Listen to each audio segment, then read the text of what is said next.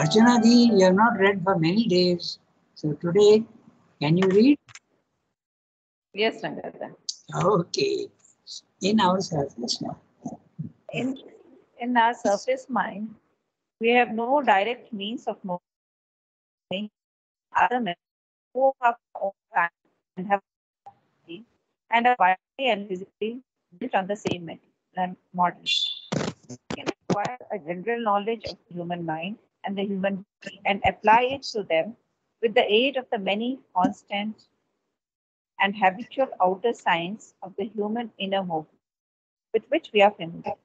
These summary judgments can be further egged out by our experience of character and habits, by instinctive application of what self-knowledge we have. Please mute now, there is disturbance.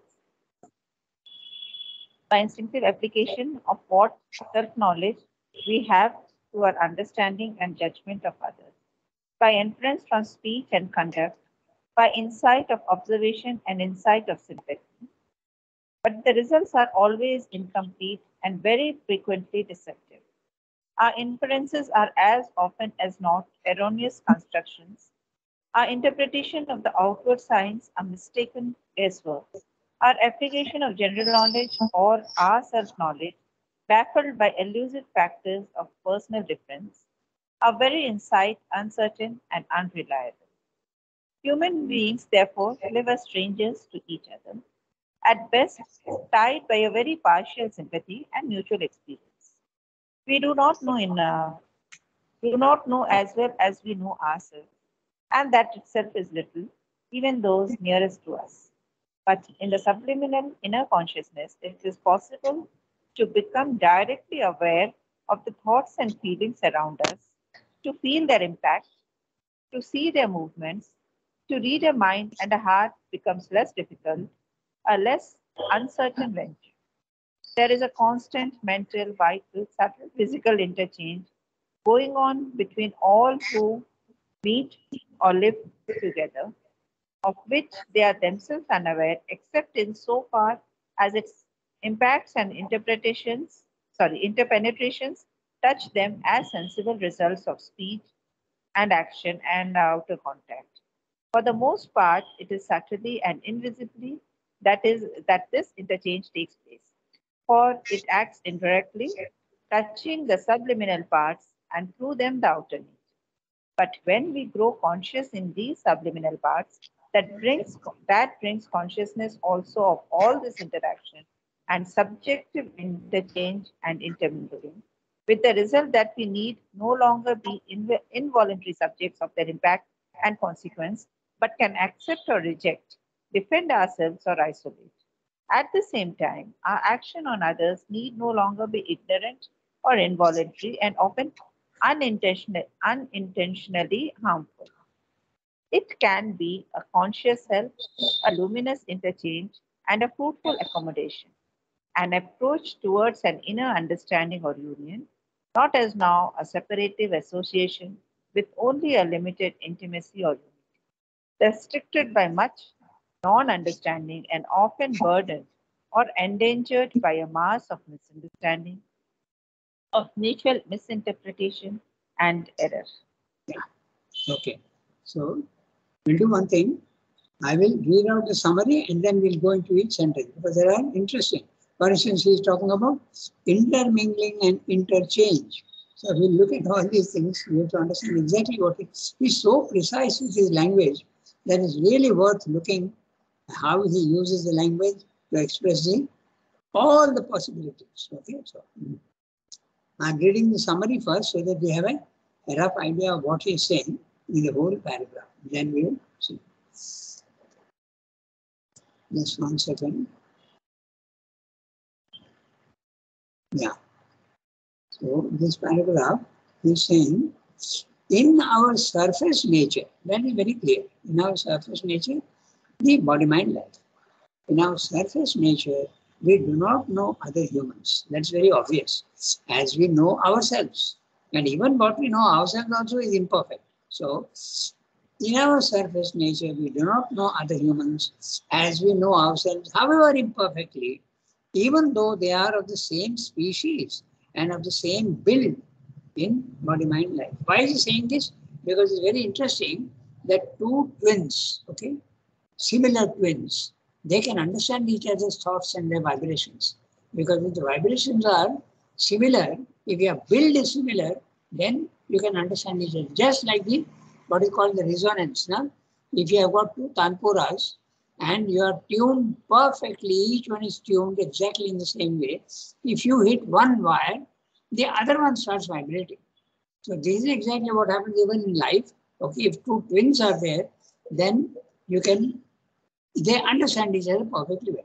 But in our case, we don't understand because we are built in a separate way. Although your body and my body is essentially the same, they are built in different ways.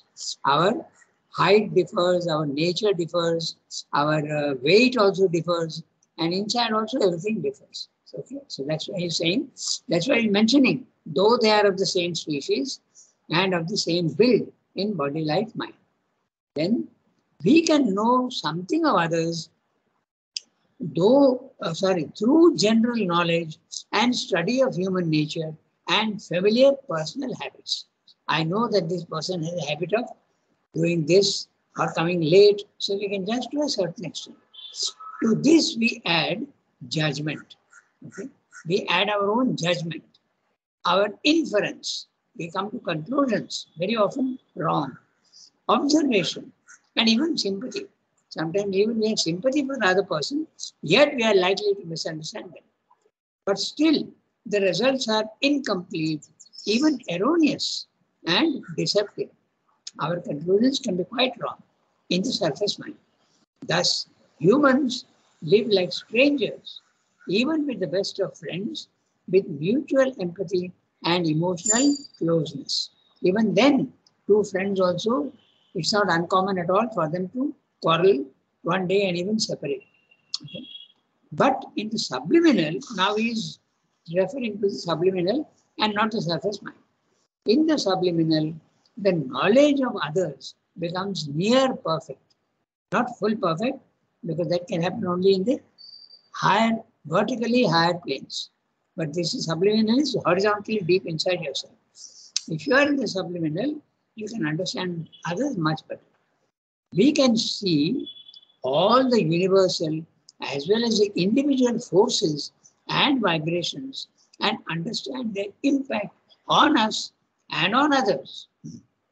We see a constant, unceasing flow of forces, influences, physical, vital, mental forces, entering, affecting, modifying all behavior. Okay?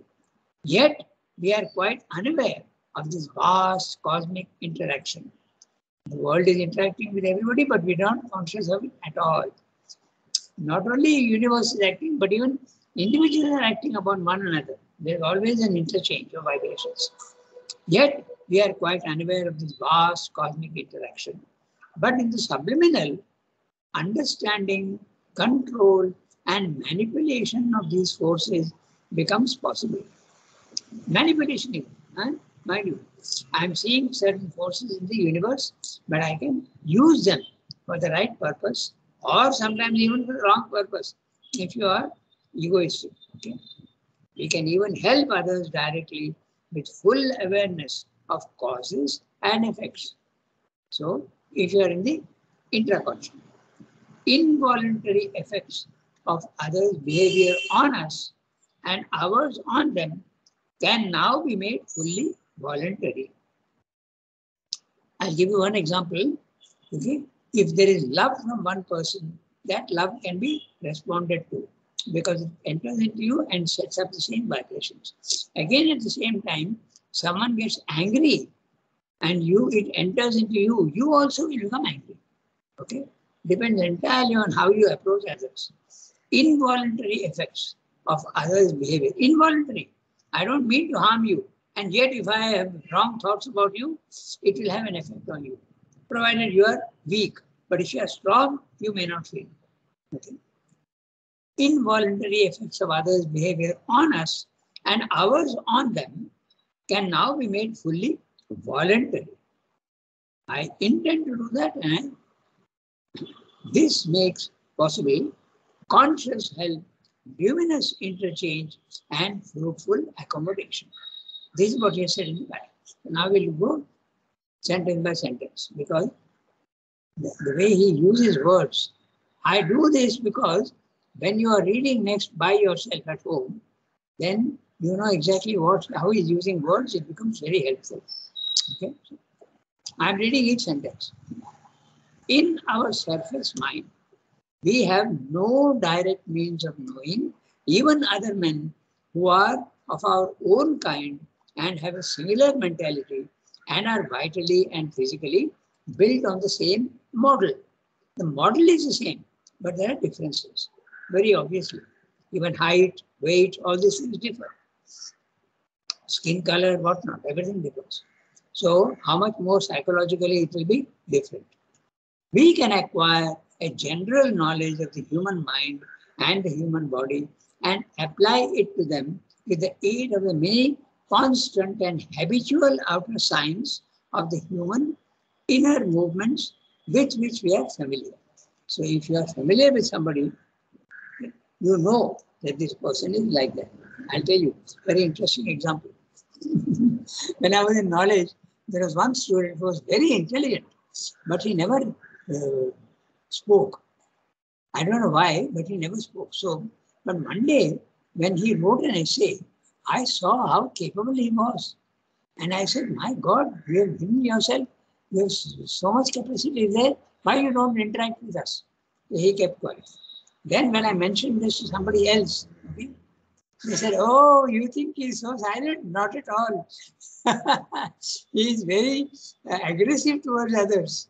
So it depends on where you are and what it is. So they are completely misreading the people.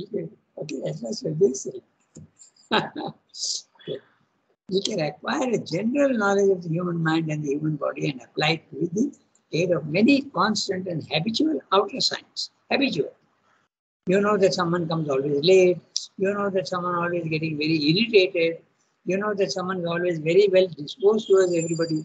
All these are the habitual signs of the human inner movement with which we are familiar.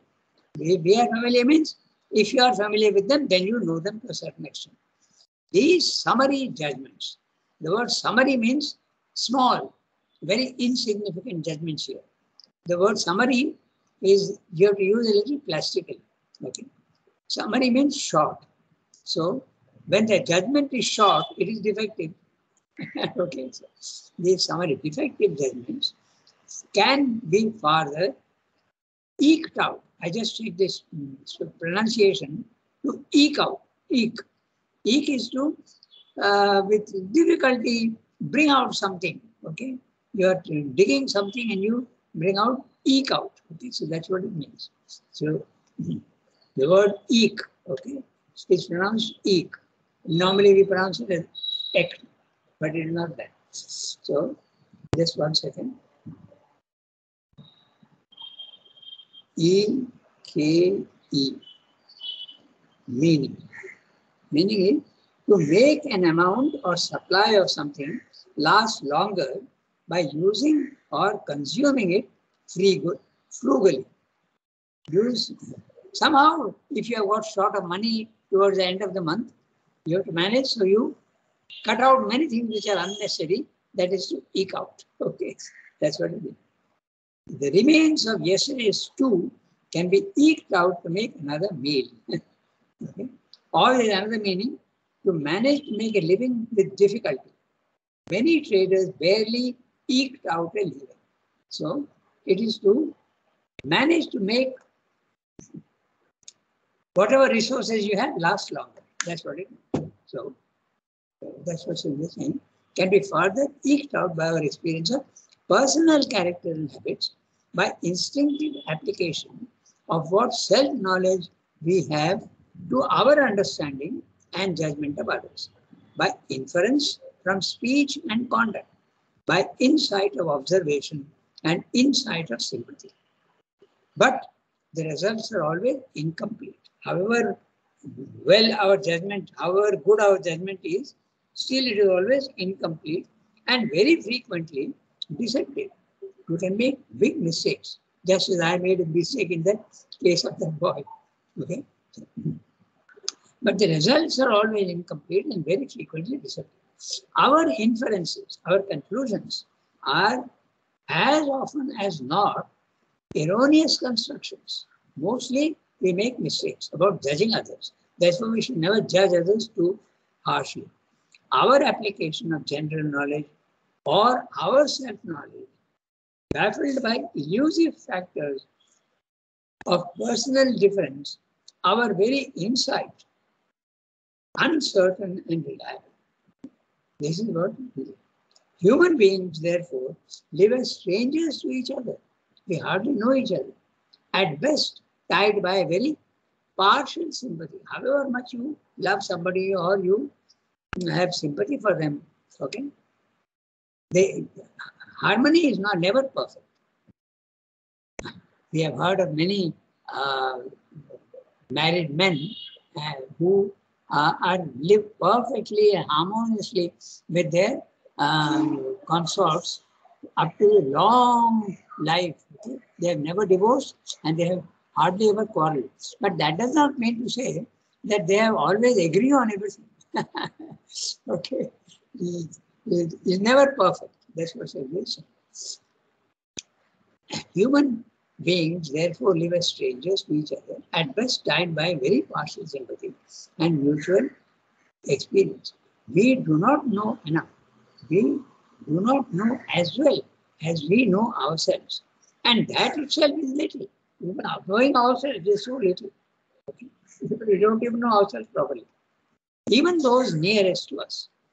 But in the subliminal inner consciousness, it is possible to become directly aware. Directly aware. Huh? Directly means without senses, without seeing expressions, outer or hearing words, without all that. Directly aware of the thoughts and feelings around us, to feel their impact, to see their movements, to read a mind and a heart becomes less difficult and less uncertain venture. So it is slightly better. Not slightly, perhaps much better. There is a constant mental, vital, subtle physical interchange going on between all who meet or live together, of which they are themselves unaware, except in so far as its impacts and interpenetrations touch them as sensible results of speech, action, and outer contact. See, speech also can give you some action also and outer contact. It can even be physical contact. For the most part, it is subtly and invisibly that this interchange takes place. This is a normal condition. For it acts indirectly. Now he is using the word indirect. Indirect means now you are using your senses. Sight, hearing, touch. Okay? Touching the subliminal parts and through them the outer nature. But when we grow conscious in these subliminal parts, sorry, when you live more inside than outside, that brings consciousness also of all this interaction and subjective interchange and intermingling. So, interchange and intermingling, very interesting. Difference is clear, interchange. I give you my thoughts, you give me your thoughts. But intermingling, my thoughts are entering into you and changing you. Your thoughts are entering into me and changing me. That is intermingling. But interchange, no change. My thoughts are going into you, your thoughts are coming into me. So interchange and intermingling. With the result that we need no longer be involuntary subjects of their impact and consequence, but can accept or reject.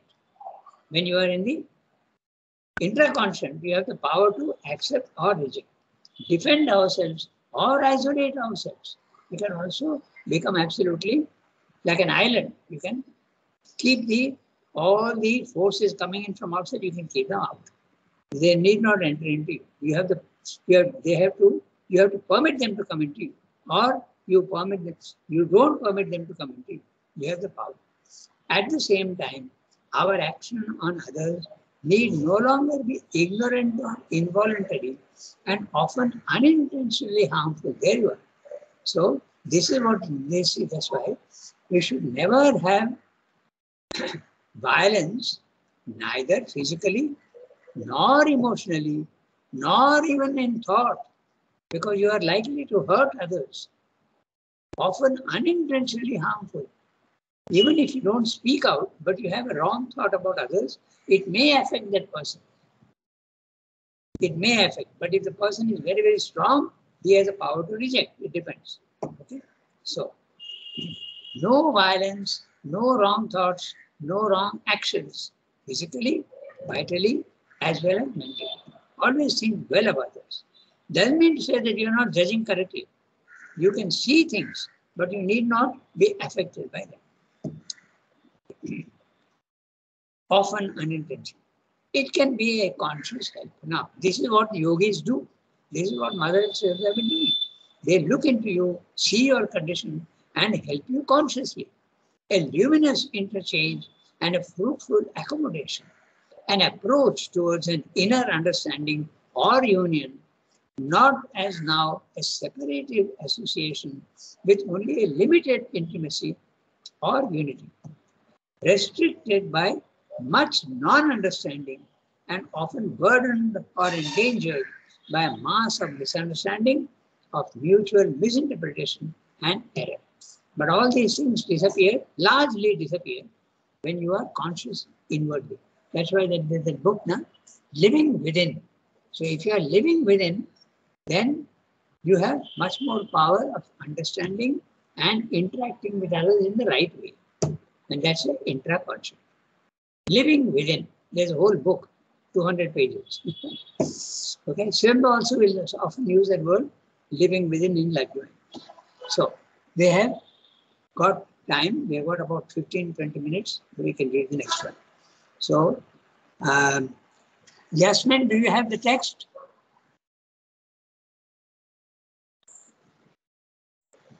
Yasmin may not be there. Sorry, Life Divine book I don't have. Okay, then Shilpa, maybe you can. You have the book? Yes, I have book. Can I read? Yes, equally important. Read. Yes. Equally important would be the change in our dealings with the impersonal forces of the world that surround us. These we know only by their results, by the little that we can seize of their visible action and consequence.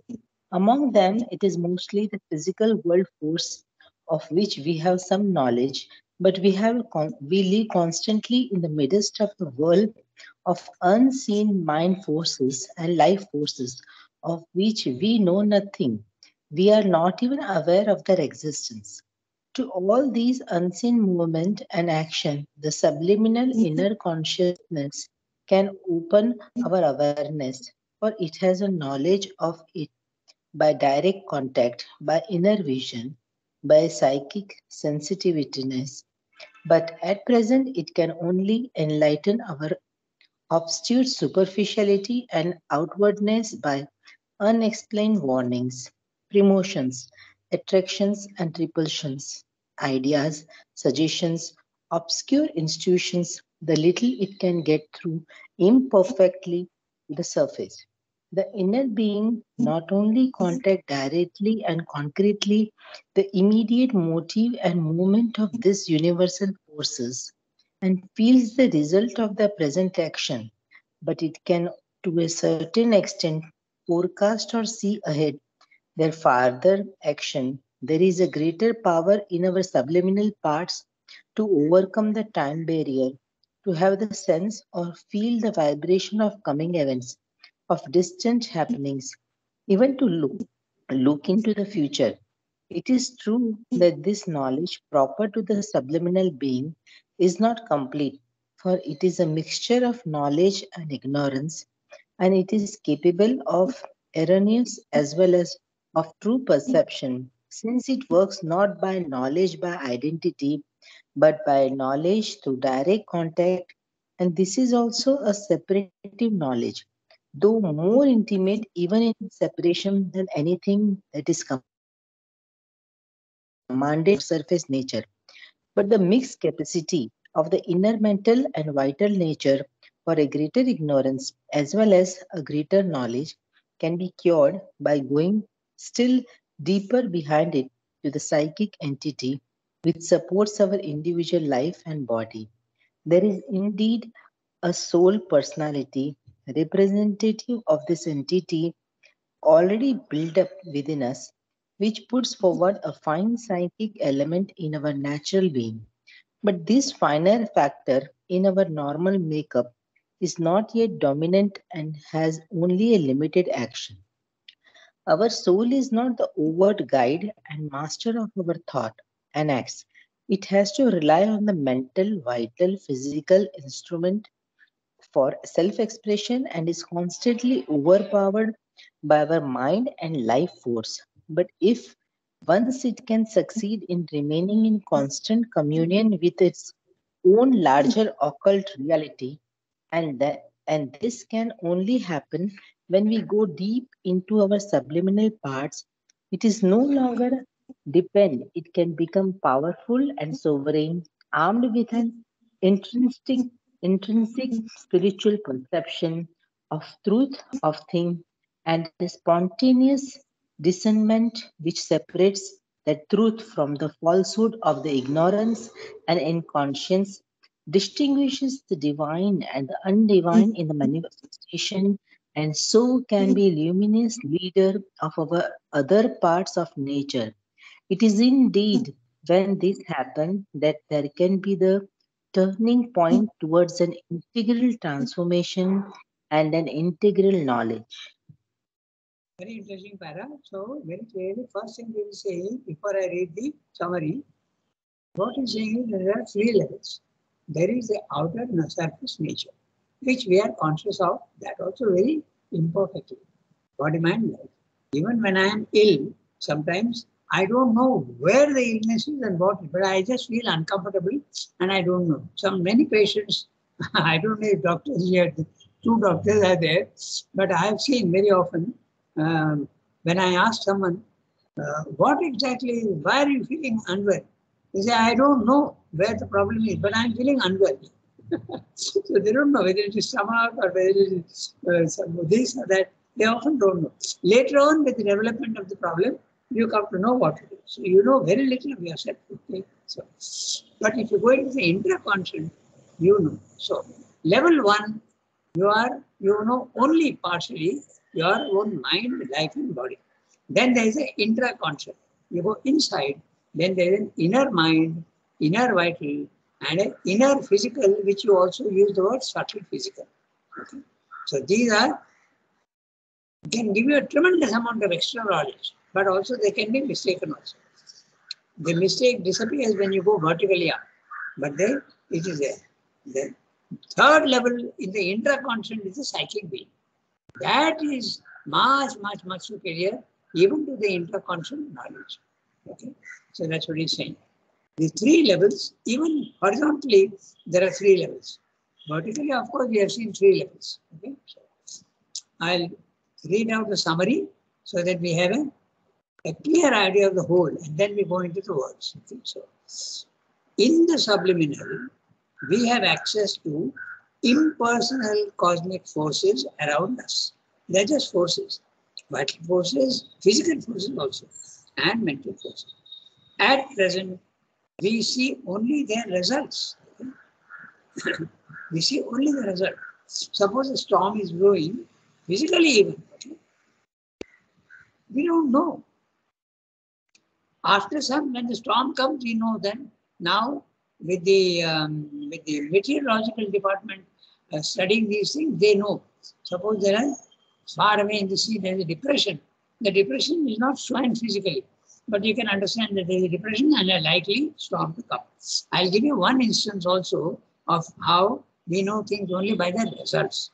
There was a boy here in the ashram. The whole family had passed away, so I can even tell them. I don't remember the names, but it's a Gujarati family living very close to in Jawaharlal Nehru Street. There was one boy who was quite intelligent. But he started looking in the internet on the wrong things. Okay, so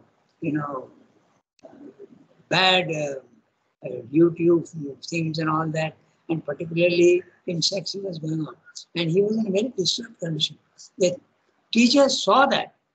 Okay, the teachers saw that, but they could not understand why he is doing that.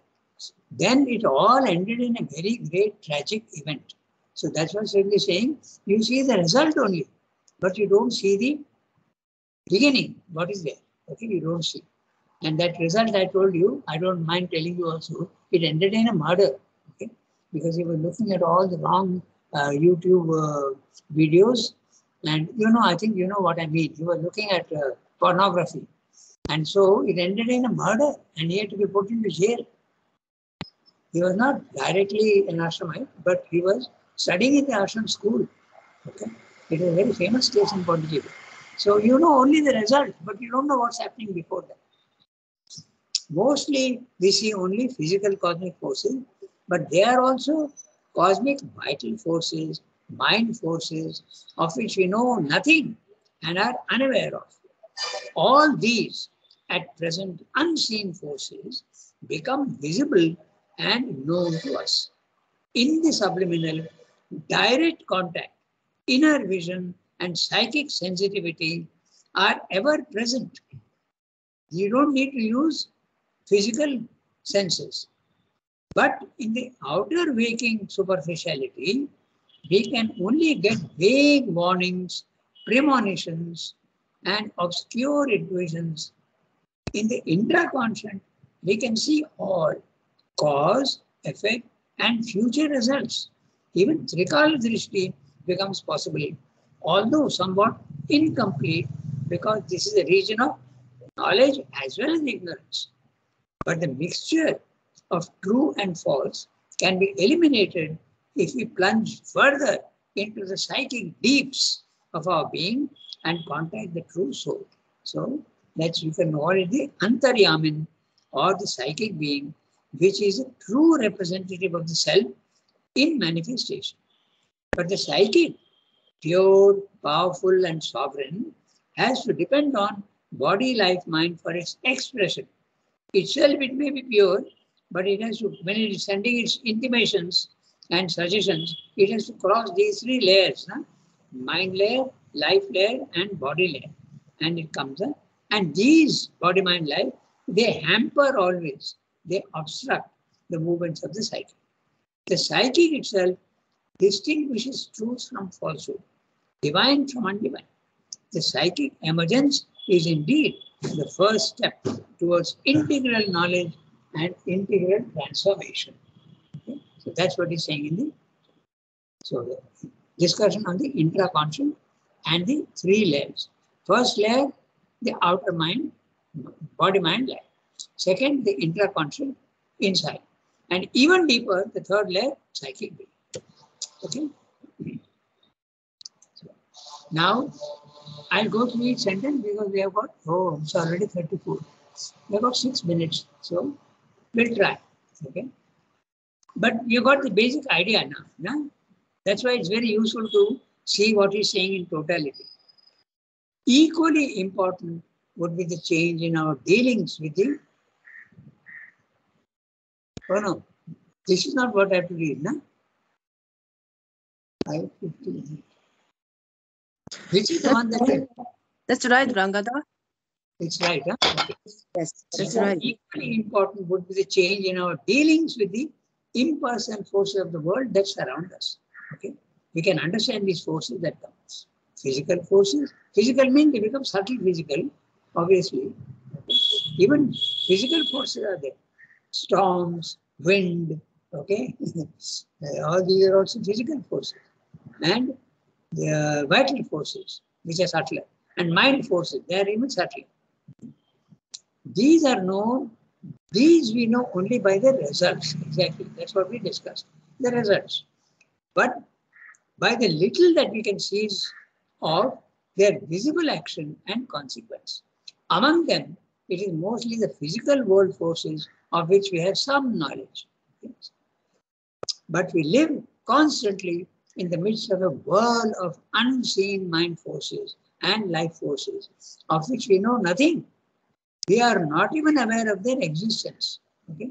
So what's interesting, I just expand a little on that. Among them, it's mostly the physical world forces, of which we have some knowledge.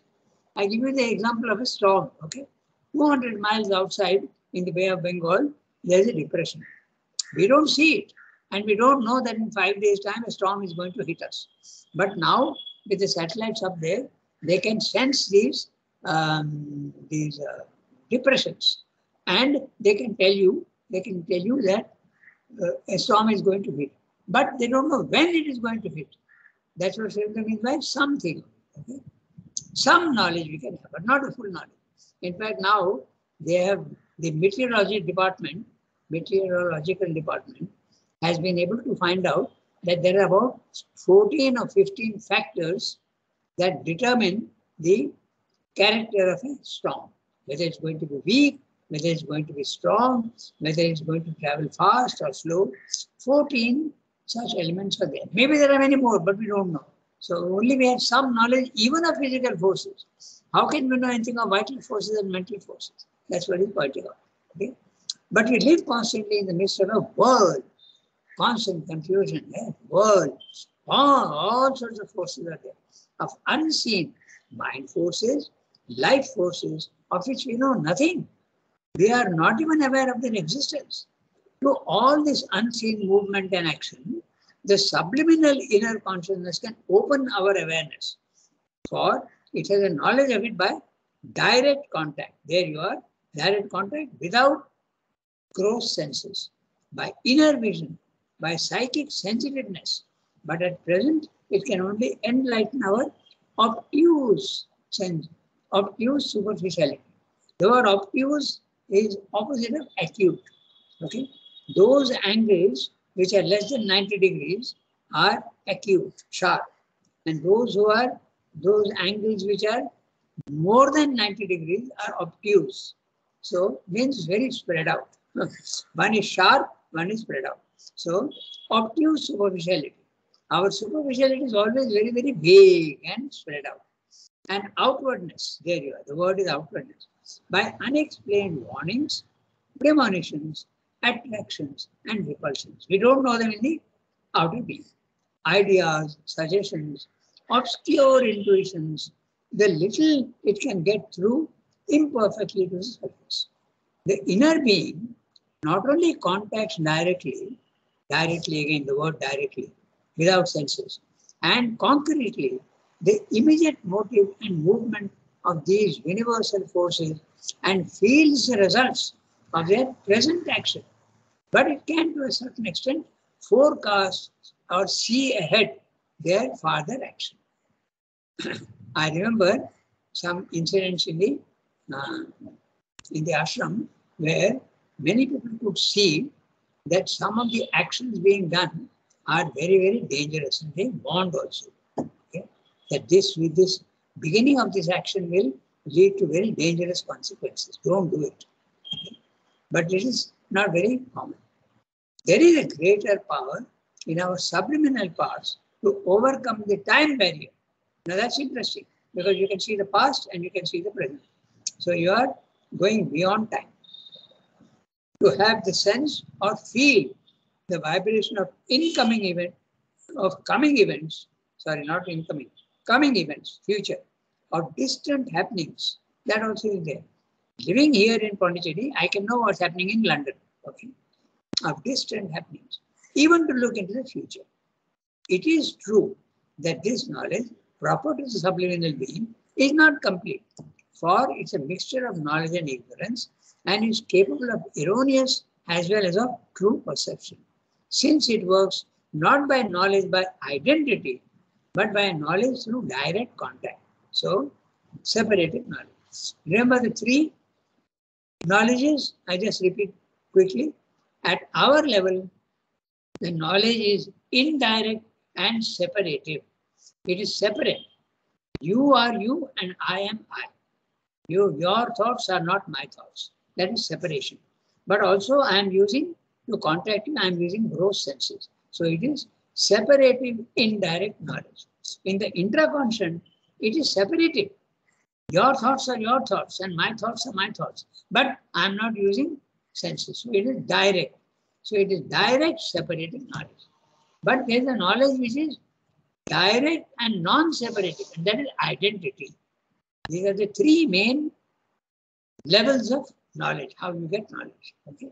There is a fourth, which is a slightly lesser version of the identity.